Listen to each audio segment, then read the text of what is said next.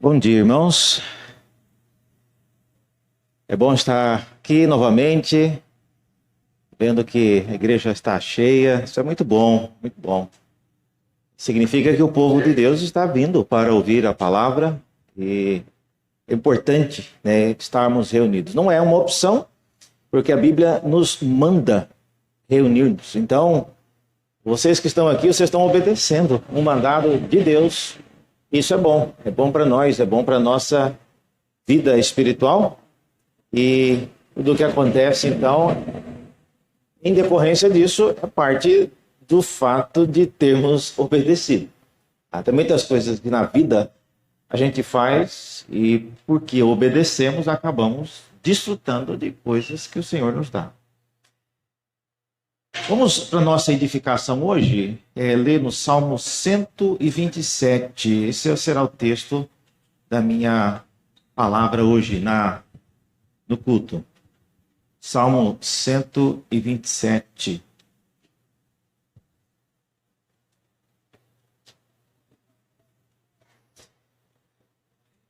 Salmo 127 é um salmo apresentado como Salmo de Salomão.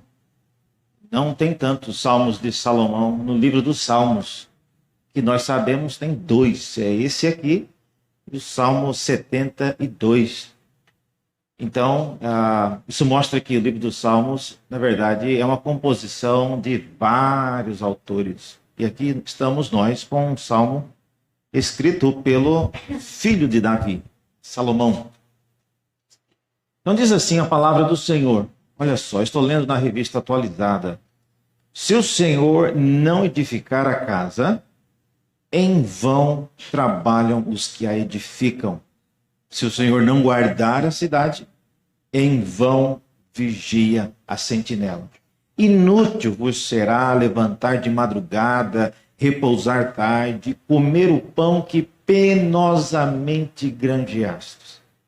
Aos seus amados ele o dá enquanto dormem. Herança do Senhor são os filhos, o fruto do ventre do seu galardão. Como flechas na mão do guerreiro, assim os filhos da mocidade. Feliz o homem que enche deles a sua aljava, não será envergonhado quando pleitear com os inimigos à porta. Até aqui a palavra de Deus. Vamos orar mais uma vez. Senhor, abra nossos olhos para entendermos a tua palavra. Não somos capazes de entendê-la. Precisamos que o teu Espírito, o mesmo que a inspirou, possa nos ajudar a compreendê-la. Oramos assim, em nome de Jesus. Amém. Meus irmãos, nossa vida espiritual, se constrói até onde nós podemos imaginar, com muito esforço, com muita abnegação, muita disciplina e fé. Dito isso, eu sempre gosto de colocar que muitos de nós labutamos para crescer na nossa vida espiritual, para termos uma vida frutífera diante de Deus. E por causa disso, algumas pessoas tendem a colocar para si mesmos uma rotina extremamente severa para conseguir produzir frutos logo. O fato é que nem tudo na vida você consegue acelerar como você acelera, digamos, a produção de uma empresa, a terminar uma obra, uma empreitada. Se você correr, passar a noite inteira trabalhando, você é capaz de finalizar em um dia aquilo que você levaria anos. Eu lembro de observar, porque eu passava muito pela Marginal Pinheiros, aquela ponte nova que eles construíram, né, a ponte da Laguna. Eu lembro de passar todos os dias ali e eu estava vendo aqueles equipamentos que eles usavam, uma estrutura de um lado e do outro da ponte, e cada dia que você passava, aqueles equipamentos iam chegando perto, até que finalmente os dois lados da ponte se encontraram, e aquilo foi muito rápido, considerando as obras públicas que temos no Brasil. Eu achei que foi muito rápido aquilo, a construção daquela ponte. Tem coisa que é possível acelerar, tem coisa que não.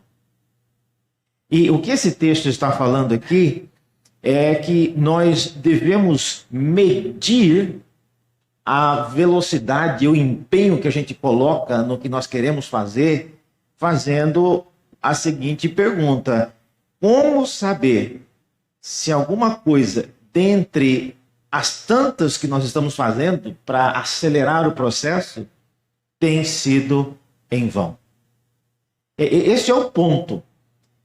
Se você vai construir a ponte, se você está acelerando isso, vamos imaginar que você estivesse como parte da equipe que construiu aquela ponte de Laguna e você dissesse: olha, eu quero ajudar, tem alguma coisa que eu posso fazer para ajudar a acelerar? E alguém te desse uma atribuição, uma tarefa, e você estivesse envolvido naquela tarefa dia e noite, mas com o tempo você perceberia que aquilo que você está fazendo é em vão, é inútil, ou seja, não está contribuindo para a finalidade de construir aquela ponte de maneira mais rápida.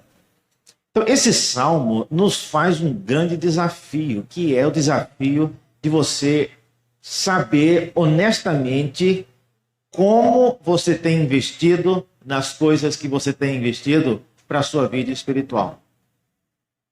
Olha, não tem muito segredo, irmãos, não tem muito segredo. Não adianta você teimar com uma coisa e Deus não honra a sua teimosia. Não, eu sou persistente, eu não vou desistir de fazer isso. Olha, Deus nunca mandou ninguém ser teimoso. Você tem que ser consciente e honesto para perguntar: será que aquilo que eu estou fazendo está realmente trazendo o resultado, ou pelo menos está contribuindo para o resultado que eu busco? Porque senão, olha, o quanto antes você parar, melhor.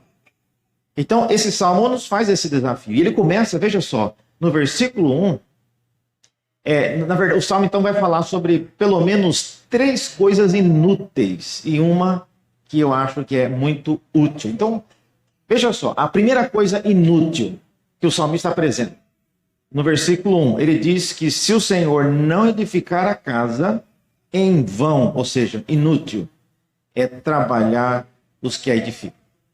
Se o Senhor não estiver trabalhando na obra, não adianta os trabalhadores labutarem dia e noite, isso não vai resolver. Então, a primeira inutilidade é edificar somente com mão de obra humana.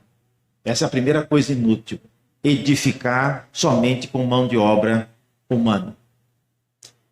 Eu não sei quantos já trabalharam e já fizeram reforma recentemente em casa, ou estão fazendo, ou gostariam de fazer. Mas reforma, especialmente quando envolve muita coisa, o cronograma da reforma é algo muito importante, porque senão você colocar 40 pessoas trabalhando na reforma para acabar rápido, o que vai acontecer? 20 trabalham e 20 atrapalham o que outros estão fazendo. Sem falar que os que atrapalham ainda podem causar prejuízo, porque constrói uma coisa errada, e aí tem que derrubar, aí a matéria-prima que foi jogada fora.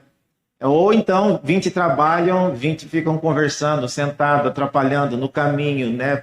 Então, você tem que saber, e esse texto mostra isso, é inútil edificar uma casa. É uma metáfora, né? Isso aqui é uma figura de linguagem, edificar uma casa, se o Senhor não estiver empenhado naquilo. Então, o desafio dessa afirmação é exatamente essa, é você saber, veja, no texto diz aí que os trabalhadores, né, já estão trabalhando. Se o Senhor não edificar a casa, em vão trabalham os que a edificam. Então, pela linguagem do texto, parece que já tinha gente edificando.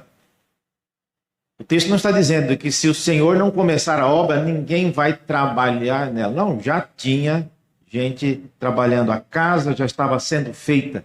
Qual é a casa que o salmista fala aqui? Porque o salmo é de Salomão, é bem provável que ele esteja falando do templo. Não sei quantos se lembram, mas no segundo livro de Samuel, no capítulo 7, leio lá depois, foi quando Davi teve a brilhante ideia de construir uma casa para o Senhor. Isso porque ele tinha acabado de reformar a casa dele. E a casa dele ficou tão bonita, mas ficou assim, aí ficou chamando a atenção demais. E quando as pessoas olhavam para o outro lado, via o tabernáculo. Nessa época que Davi construiu a casa dele, o tabernáculo tinha 480 anos. E é um tabernáculo feito de peles de animais. Imagina, quando você compra um tapete lá em Embu das Artes, aquele tapete com pele de animal, com o tempo de pisar em cima, o pelinho vai saindo, fica só mesmo aquela coisa cinza, né? Você comprou o tapete, era um tapete rajado. Depois de 5 anos, vira uma coisa cinza. Bom, o tabernáculo tinha 480 anos. Imagina como é que estava a aparência desse tabernáculo. Então, comparado com a casa de Davi, que devia ser muito bonita, então ficou gritante a diferença. E ele então propôs construir uma casa. E ao construir a casa, ele leva o projeto a Deus e Deus diz: olha, eu não quero casa, eu nunca pedi casa. Algum dia eu já pedi casa para alguém? E não só isso, Deus disse, na verdade, quem vai construir uma casa para mim é o seu descendente. E ele construirá uma casa e essa casa durará para sempre. A gente sabe que ele estava falando de Cristo. Por quê? Porque o descendente de Davi, Salomão, construiu um templo, só que não foi para sempre. Esse templo foi derrubado. Esse que tem aqui na Penha não foi construído por Salomão e também não tem nada a ver com o templo lá que Davi e o seu filho construíram. Então, por causa disso, o templo, como ele foi construído e a maneira como ele foi construído, representa algo que Deus havia inicialmente autorizado. E eu não sei quantos se lembram, mas no capítulo 6 de 2 Crônicas, quando no dia da inauguração do templo, Salomão foi lá na frente e fez a seguinte oração. Vocês conhecem que se o meu povo se humilhar, orar, interceder e vier neste lugar, Salomão pede, o Senhor responderia à oração desse povo? Não deixe que essa casa que foi construída para a tua adoração seja uma casa inútil. E Deus respondeu para ele dizendo, Salomão, se o povo vier do jeito que você está falando aí, e Deus sabia que eles não viriam da maneira como Salomão disse, se eles viessem, se convertessem, se orassem, se buscassem a Deus, se eles vierem do jeito que você está falando, eu vou responder as orações. O fato é que eles não responderam e não vieram, jamais continuaram daquela maneira. E o templo, ele foi, na verdade, destruído quando da queda de Jerusalém, em 586. E aí a gente pensa, que desperdício, não é mesmo?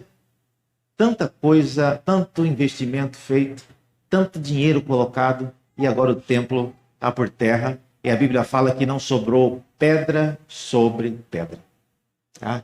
Então, às vezes, a gente vê aqui em São Paulo mesmo, tantas obras bonitas que foram construídas e de repente vem o pessoal para demolição. E demolir uma coisa leva tanto tempo, né? Parece que semelhante a construir.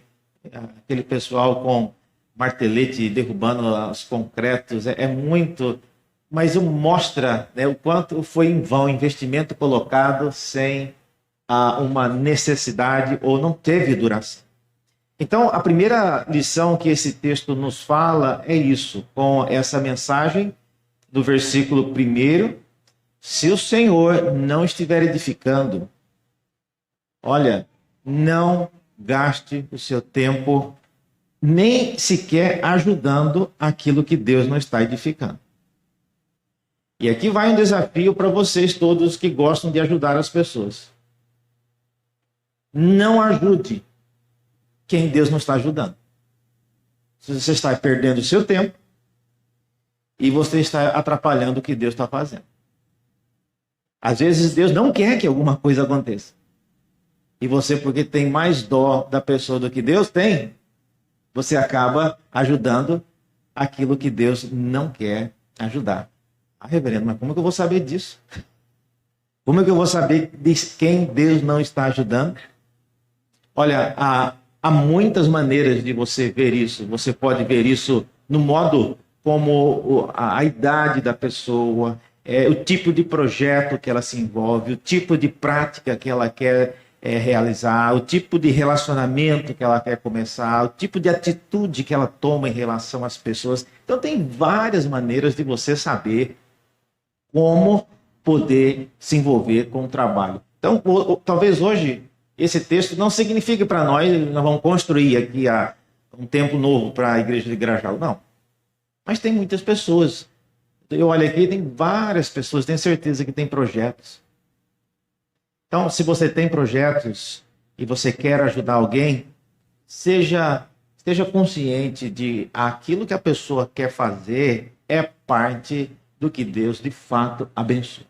Não se envolva, irmãos, não se envolva com coisas que Deus não aprova e que você às vezes se vê forçado a ajudar e a cooperar com situações que você, às vezes, você discorda já de cara, mas você não tem coragem de falar não, ou você acha que as pessoas vão te entender mal se você falar não.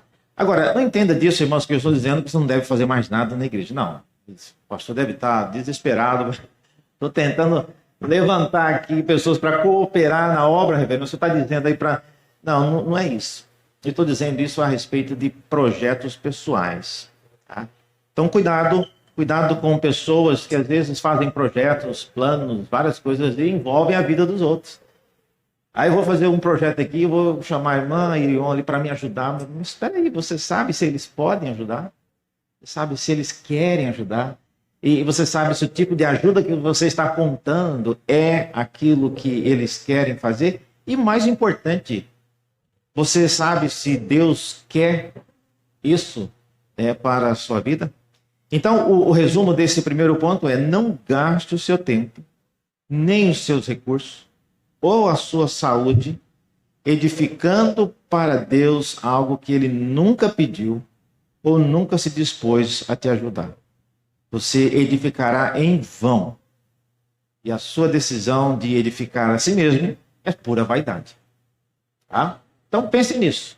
O que é que você quer fazer? O que é que você quer fazer na vida? Isso tem a ver com idade, tem a ver com a sua condição social, seu nível de instrução, várias coisas, mas você tem que pensar. Reverendo, eu não tenho como decidir sozinho, porque eu sou casado. Pergunte para o seu cônjuge. Ou eu sou filho, pergunte para os seus pais. Então, submeta, se você não consegue ver, pergunte, busque ajuda com pessoas mais experientes, mas esse salmo nos fala isso. É em vão. E tudo que é em vão, né? É difícil você investir tempo. Se você é uma pessoa que sabe usar o tempo, olha, fazer uma coisa em vão é terrível. É terrível. Segunda coisa que o Salmo fala que é em vão. Ele diz aí, inútil se o Senhor não guardar a cidade, em vão, ou seja, é inútil vigiar a sentinela. Segunda coisa inútil, então, é proteger o que Deus não protege. Interessante isso, né? Se o Senhor não guardar a cidade, pode colocar 240 soldados ao redor, não vai resolver.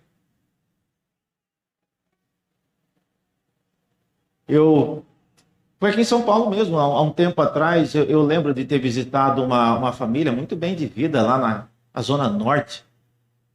Eu lembro de ficar impressionado com... Era uma casa de gente de posses, então tinha uma equipe de vigia particulares, tinha carro, Nossa, eu vi um aparato ali de segurança na rua deles, era assim, uma coisa surpreendente. Fiquei impressionado. Porque eram pessoas ricas, né? E depois de uns anos eu estava conversando com eles e eles me contaram: olha, reverendo, entrou ladrão lá em casa, dentro, colocou revólver na minha cabeça, da minha esposa. Eu falei, gente, na sua casa? Naquela fortaleza? E aquele monte de segurança lá, a tropa de elite ficava na porta. Pois é, Brendo, os ladrões chegaram com metralhadora subautomática e tal, e superou o nível de armamento que a gente tinha, e eles entraram. Eles entraram, roubaram, saquearam, fizeram tudo o que eles queriam.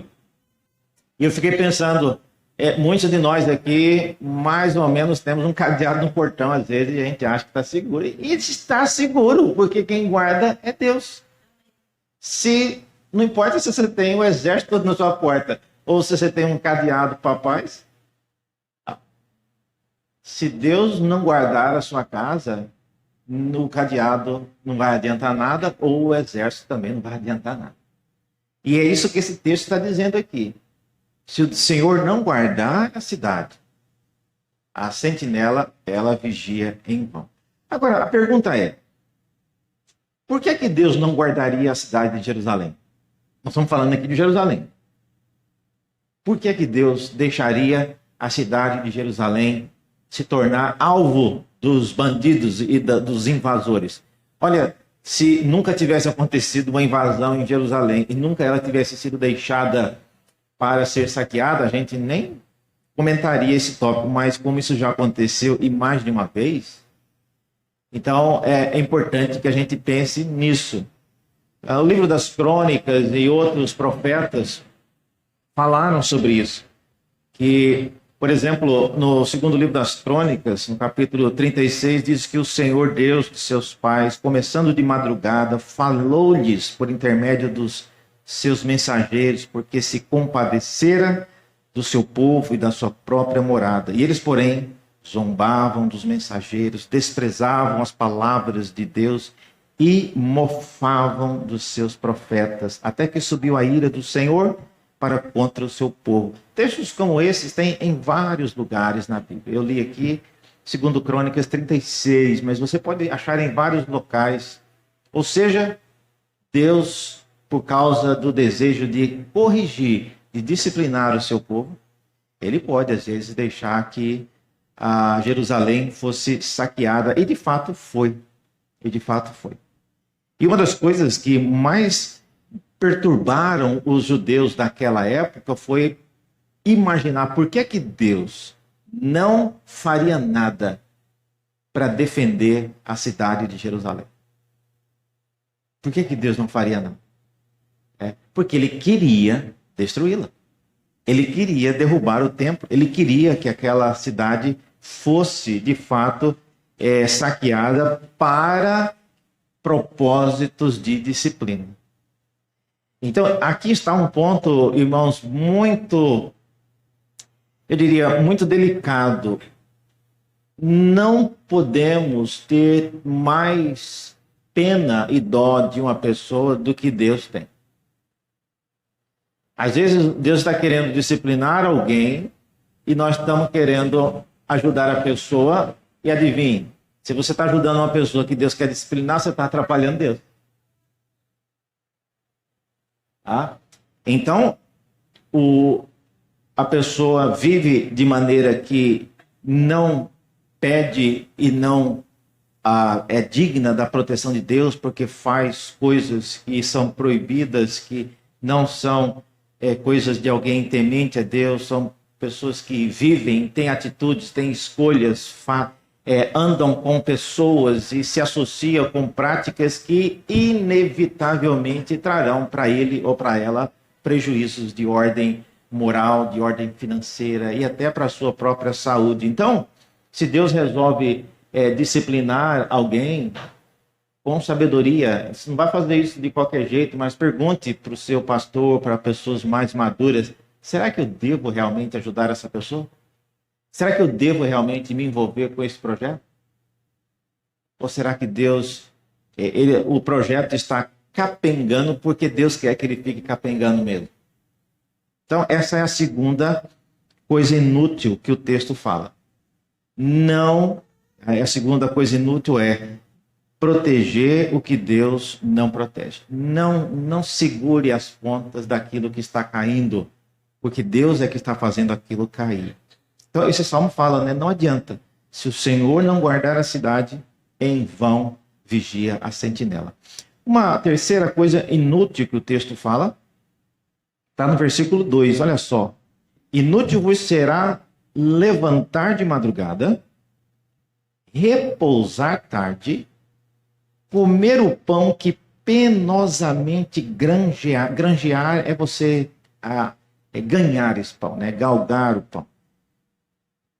Aos seus amados ele o dá enquanto dorme. Tudo aquilo que o ser humano busca fazer precisa caber dentro do dia. Ninguém tem mais do que 24 horas no dia. Todo mundo tem o mesmo tempo. Então, você já deve ter ouvido alguém falando, eu estou sem tempo. Já ouviu falando isso? Você podia me ajudar a fazer uma coisa? Nossa, eu estou sem tempo. Tá? E aí as pessoas saem procurando quem tem tempo. Você tem tempo? Geralmente ninguém tem tempo, né? Todo mundo está sem tempo. Por quê? Porque a gente faz, ou pelo menos tenta fazer muito mais do que nós damos conta de fazer. E por causa disso, a impressão, quando você ouve, eu pelo menos, quando eu ouço algumas pessoas falando o que elas querem fazer, eu fico pensando, será que o dia dela tem 72 horas e o meu só tem 24? Porque pelo que ela está falando que ela quer fazer, ou que ela quer que outros façam por ela, eu acho que ela imagina que o dia tem 72 horas. Mas tudo o que nós fazemos, irmãos, precisa caber dentro de um ciclo que envolve 24 horas. E sendo que dessas 24 horas, você ainda tem que dormir, você tem que comer. Tem gente que tem um ciclo de vida tão louco que mal tem tempo para comer. Você conhece gente assim que come andando? Porque não tem tempo para parar para comer. Eu já vi gente comendo andando na moto. Falei, nossa, essa eu nunca tinha visto. Ele estava segurando a mão, enfiando o sanduíche na boca, dentro do capacete, assim, comendo.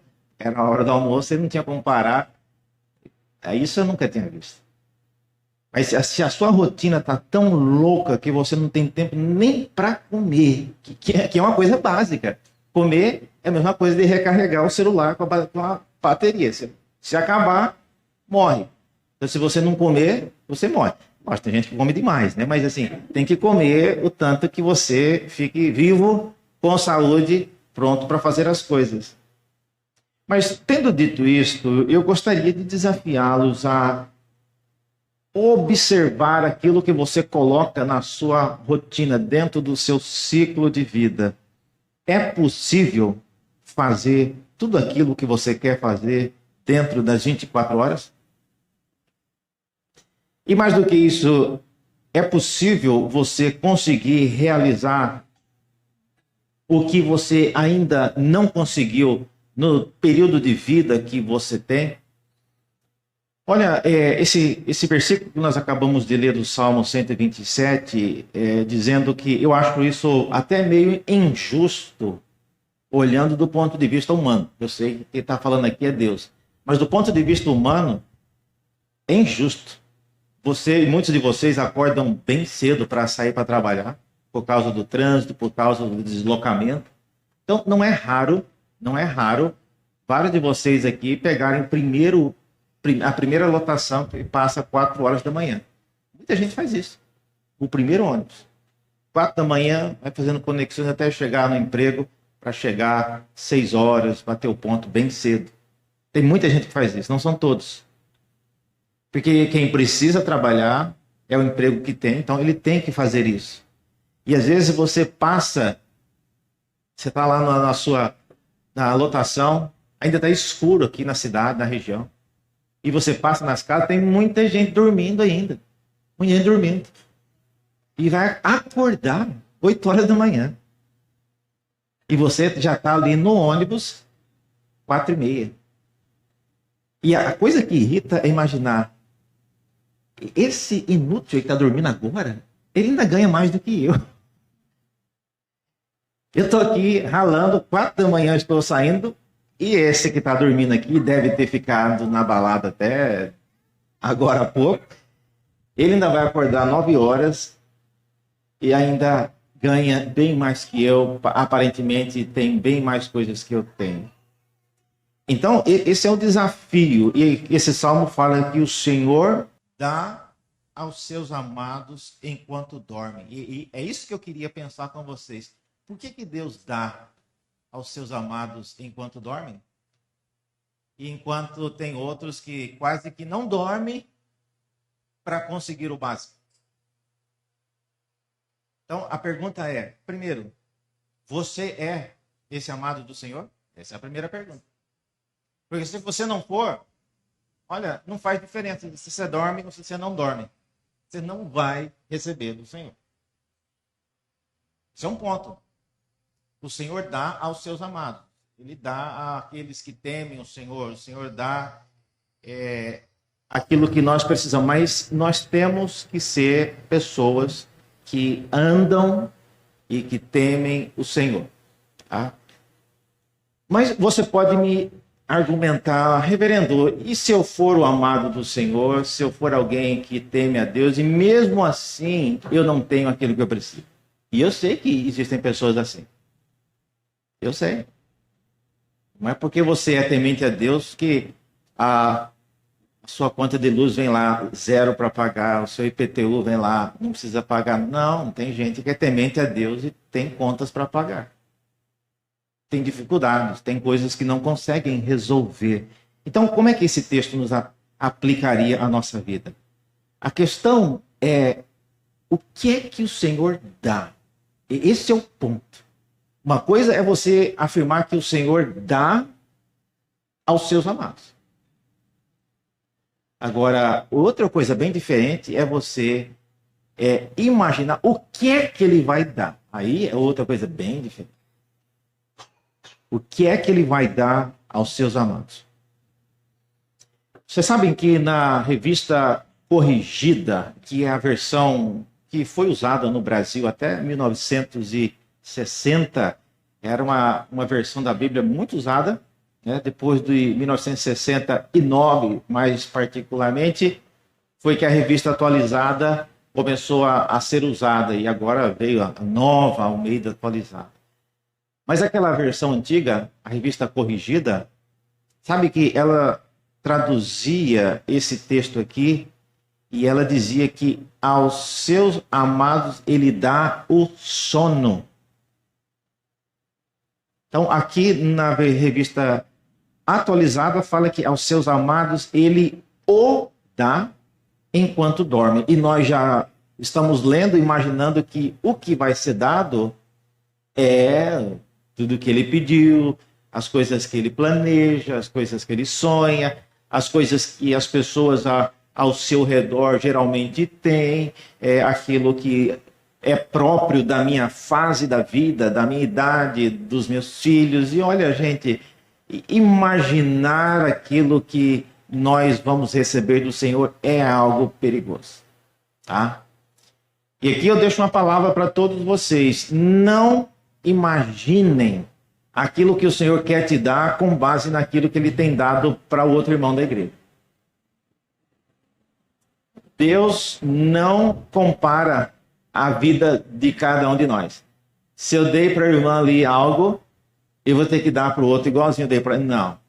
Nós não somos crianças. Às vezes, quando a gente vai aniversário, vai alguma coisa, vamos dar um presente igual para o menino não ficar chateado, né? Deus não nos trata assim.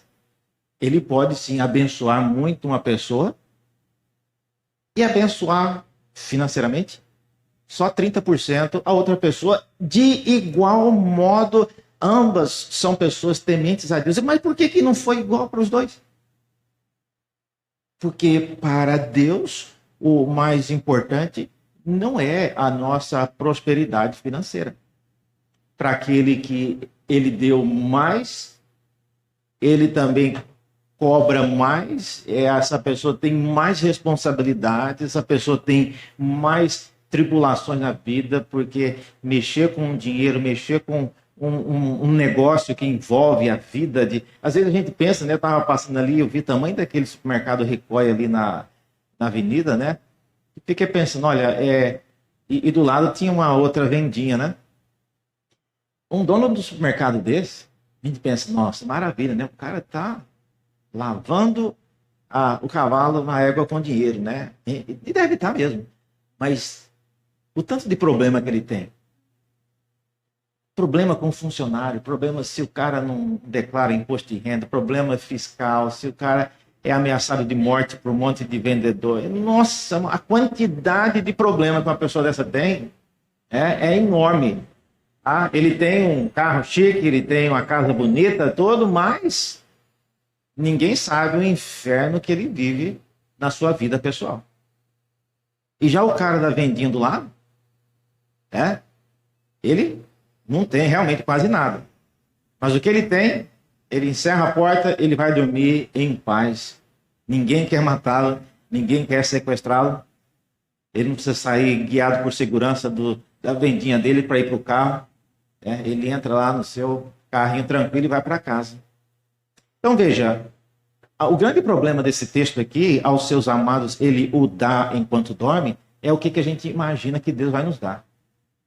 E olha, imaginar o que Deus vai dar é coisa nossa. É coisa nossa.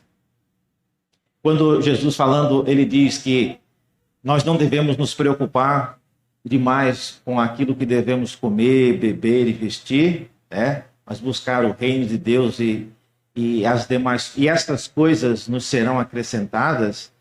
Todas essas coisas serão acrescentadas. E estavam falando dessas coisas: comer, beber e vestir. E às vezes a gente vê pessoas falando que todas essas coisas que serão acrescentadas é tudo, incluindo viagem para Disney, para a Europa, num cruzeiro, né? Não vamos exagerar. Então, nesse caso aqui, o que ele dá é aquilo que ele vê na necessidade de cada um. Então, essa é a terceira coisa inútil: adotar uma rotina mais rígida do que Deus exige, trabalhando dia e noite, né? É por isso que o texto diz: é inútil se levantar de madrugada, repousar tarde, comer o pão que penosamente granjeastes. Na linguagem de hoje seria o pão que o diabo amassou, né? Como a gente diz hoje. Não adianta. Então você tem que fazer e viver um tipo de vida que caiba dentro do seu ciclo de 24 horas, vivendo como pessoas normais. Mas se dentro daquele ciclo Deus não estiver te dando aquilo que você quer, você continua ainda muito apertado, olha, repense então o tipo de coisa que você tem buscado a fazer. Tá bom? O tipo de coisa que você quer fazer e quer ter. Agora, vamos concluindo, ver uma coisa útil. Nós já vimos 3 coisas inúteis. Agora, uma coisa útil que o texto fala. Nos versículos 3 a 5, ele fala de coisas úteis. E essa segunda metade do Salmo, ela é interessante porque ela usa essa figura de pleitear contra os inimigos na casa de Deus. Veja nos versículos 3 a 5, diz: herança do Senhor são os filhos, o fruto do ventre o seu galardão. Galardão é um prêmio. Como flechas na mão do guerreiro, assim os filhos da mocidade. Feliz o homem que enche deles a sua aljava, não será envergonhado quando pleitear com os inimigos à porta. Para vocês, não dá a impressão de que esse trecho que nós acabamos de ler é outro salmo? Ele vinha falando de coisa inútil, vinha falando de construir a casa, vinha falando de vigia, de sentinela, e agora mudou para esse assunto de filhos. Qual é a conexão? Qual é a relação do que nós vimos falando com esse trecho agora? A relação é uma só. E a relação é que tem a ver com guardar a cidade. Esses filhos aqui, eles vão pleitear, eles vão brigar, eles vão lutar na porta. E a porta, obviamente, é a porta da cidade ou a porta da casa. Então, essa é a conexão que existe entre a primeira parte do Salmo e essa segunda aqui. Quais são os desafios colocados nessa parte aqui? Primeiro, qual é a nova maneira de olhar para os filhos? Os filhos são apresentados aqui como herança do Senhor. e olhar para os filhos como herança do Senhor reorganiza a nossa atitude em relação ao que queremos fazer por eles. Um escritor já não é tão lido atualmente, porque tem muitas outras coisas no mercado, mas nos anos 80 tinha um autor que escrevia sobre família, muito famoso, chamado James Dobson. Ele escreveu um livrinho, foi muito lido nos anos 80, chamado A Adolescência Feliz. Não sei quantos se lembram desse livro, mas James Dobson fala em um dos seus livros, desses mais antigos, que às vezes a gente luta tanto para dar aos nossos filhos aquilo que nem nós tivemos, que a gente acaba não conseguindo dar a eles aquilo que nós tivemos. Deixa eu repetir isso. Às vezes a gente luta tanto para dar aos nossos filhos aquilo que nem nós tivemos, que no final do dia a gente não dá nem aquilo que nós tivemos quando criança. Hoje, diferente de nós, os nossos filhos querem um celular. E não é qualquer um daqueles que só tem um botão, não. Tem que ter que passa o dedo, aqueles que custa caro. E muitos dos senhores aqui não tiveram um celular até os 30 anos. Né? E hoje um celular, dependendo do celular, é mais caro que o carro que a gente tem. Por que nós precisamos disso? Então, a maneira que nós olhamos para os nossos filhos mostra-nos se nós vemos nossos filhos como herança do Senhor ou não. E a ideia aqui é de que nós devemos fazer isso. Qual é a primeira maneira de olhar para os filhos como herança do Senhor? Ele diz aqui, eles são como flechas na mão do guerreiro. Tá? Eu queria chamar a atenção aqui para um detalhe. Olhem para a sua Bíblia e vejam uma coisa. Os filhos são como flecha e a flecha é na mão do guerreiro. Não há nenhuma referência ao arco. E muitas pessoas, às vezes, interpretam esse texto como os filhos sendo uma flecha, e a gente coloca a flecha no arco e atira para o alvo, dando direção para onde os filhos irão andar. Isso seria uma referência a você dar um bom começo na vida dos seus filhos e colocando-os, mirando para um caminho em que eles devem andar, e você então atira essa flecha com muita força para que eles possam ir bem longe. Tudo isso é muito lindo, mas não é o que o texto está falando. Não está falando nada de arco, não está falando de atirar a flecha para lugar nenhum. O texto está falando que os filhos são como flechas na mão do guerreiro. E a pergunta é, por que essa flecha está na mão e não está no arco? Há uma prática muito comum no mundo antigo que às vezes foge ao nosso conhecimento de algumas pessoas. Mas essa imagem que o texto está falando aqui, da flecha na mão, é um grande ato de proeza de um guerreiro na batalha, ele conseguir apanhar a flecha com a mão. E quem conseguia fazer isso, é por isso que ele fala que essas flechas são como um galardão, é um prêmio. A pessoa que conseguia apanhar uma flecha com a mão. Olha, gente, isso é muito difícil. Uma flecha tirada em sua direção, primeiro você tem que conseguir desviar dela. E depois que desviar, conseguir apanhá-la no ar. Era uma proeza tão grande que as pessoas que conseguiam fazer isso, os soldados que conseguiam fazer isso, eles eram trazidos diante do rei, diante do seu capitão. Olha, aquele soldado conseguiu apanhar a flecha do inimigo na mão. Aí eles eram, exaltados e celebrava-se aquele ato de proeza. Tanto que, se você ler em algum dos relatos das guerras dos imperadores, especialmente do Egito, você verá descrições em lápides, tem até hoje em alguns museus ao redor do mundo, os faraós chegando com 2 ou 3 flechas assim, carregando na mão. Para um bom entendedor, para quem sabe o que significa isso, significa que ele não pegou nada, certamente foi o soldado dele, faraó nem ia para o campo de batalha. Mas enfim, Era um gesto que demonstrava vitória, demonstrava uma proeza. Então, por isso que o texto diz como flechas na mão do guerreiro. Assim os filhos da mocidade. Por que os filhos da mocidade são comparados com esse grande ato de proeza? Porque isso, irmãos, não acontece todo dia. Para você tentar conseguir pegar uma flecha na mão, você deve ter machucado muito. Muitas flechas atravessaram sua mão, muitas flechas passaram lambendo a sua orelha, muitas flechas. Então, muitas pessoas desistiram de pegar a flecha. Não vou conseguir. Tem gente que é muito estabanado, não consegue pegar nada, nem o copo, ele deixa cair, ele derruba as coisas na mesa. Não, imagina pegar uma flecha, não é de jeito nenhum. Então, criar filhos do jeito que o texto está dizendo aqui é realmente uma grande proeza, é algo difícil, é algo sublime, é algo que precisa da ajuda do Senhor. E é por isso que o texto vai dizer que, como flechas na mão do guerreiro, assim os filhos da mocidade. Filhos da mocidade não é os filhos que a gente tem enquanto é jovem.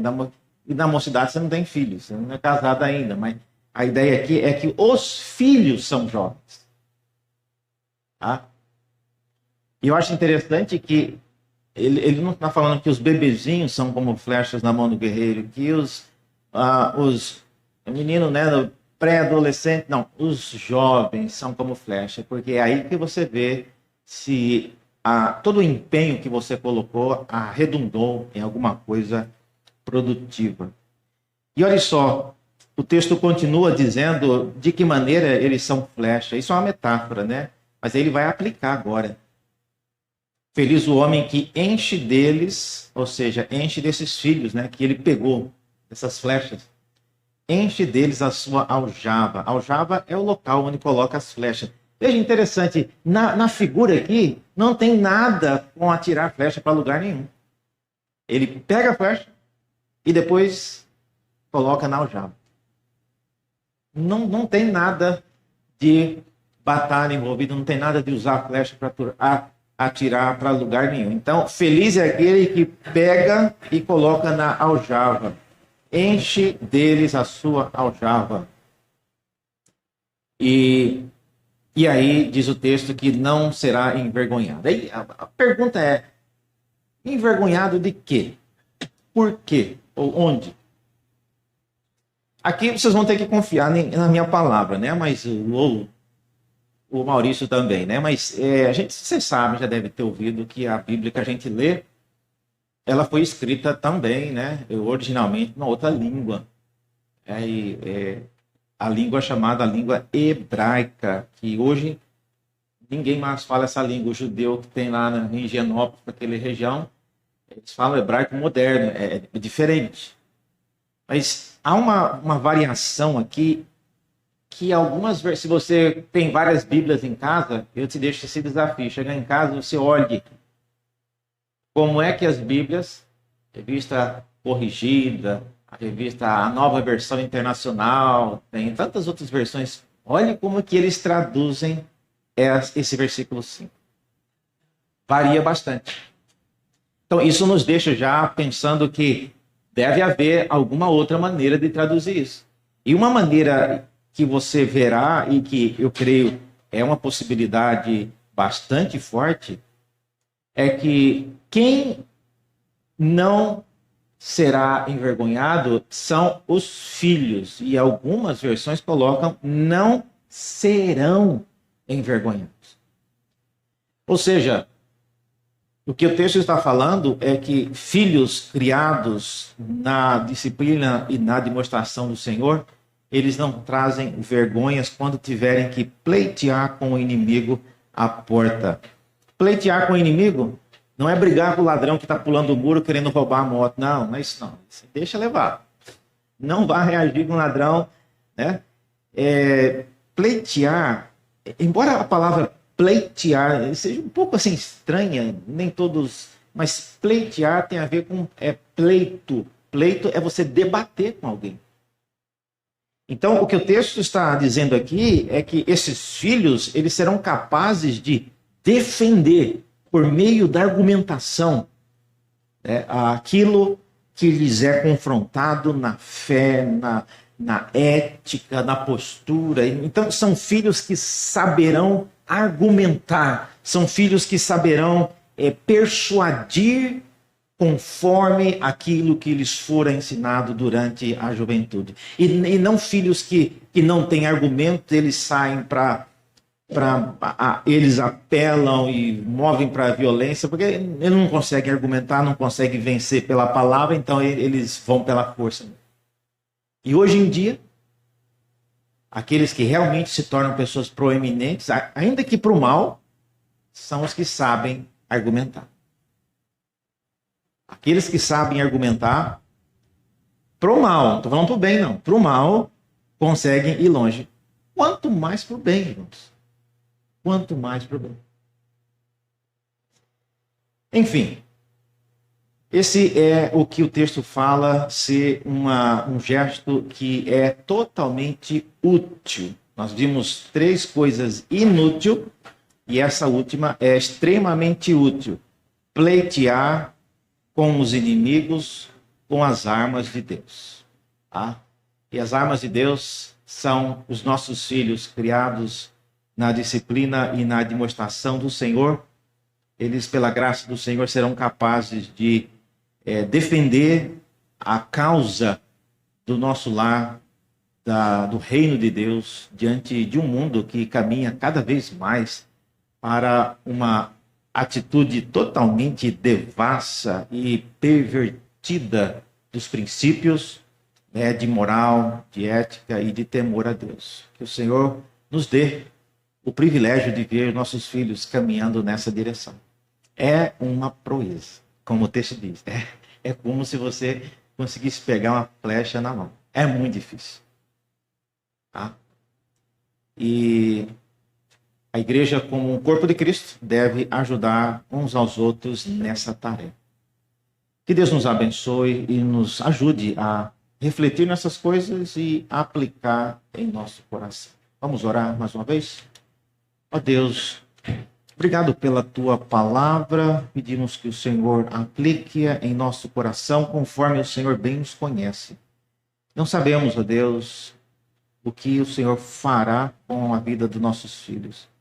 Mas queremos nos dispor a ser instrumentos teu para que isso aconteça, para que o Evangelho perpetue e prossiga na vida e no temor que os nossos filhos terão. Queremos ver isso, Deus, e nos empenhamos para isso.